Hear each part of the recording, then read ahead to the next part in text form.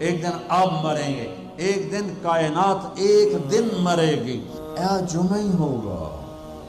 ایسا ہی سورج نکلے گا جیسے آج نکلا تھا۔ السلام علیکم ورحمۃ اللہ وبرکاتہ۔ امید ہے کہ سب دوست خیریت سے ہوں گے۔ مولانا طارق جمیل صاحب کی بیان کا سننا لازمی سمجھو۔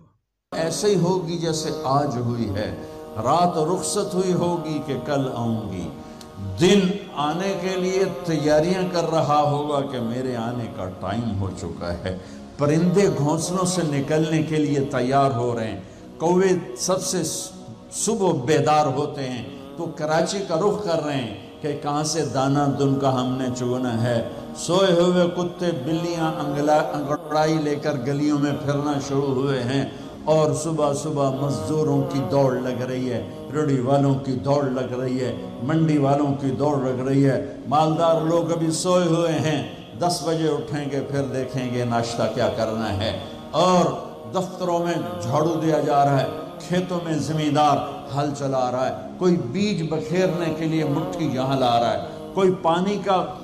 راستہ بدلنے کے لیے کسی کو یہاں لا کے مارنے کے لیے تیاری کر رہا ہے، کہیں ماں بچے کو اسکول بھیجنے کے لیے جلدی جلدی روٹی بنا رہی ہے یا سلائس گرم کر رہی ہے، کہیں دیہاتوں میں عورت مکھن کا پیڑا بنا کے اور وہ اس میں سے برتن سے نکال رہی ہے، اور کہیں دودھ کو گرم کرنے کے لیے چولہے میں لکڑیاں ڈال رہی ہے، اور کہیں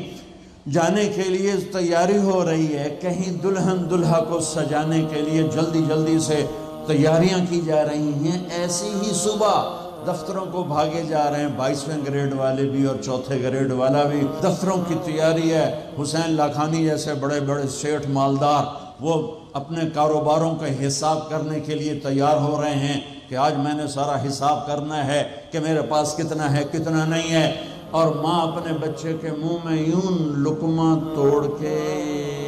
یہاں لائی ہے اور اس کے منہ میں ڈالنا چاہتی ہے،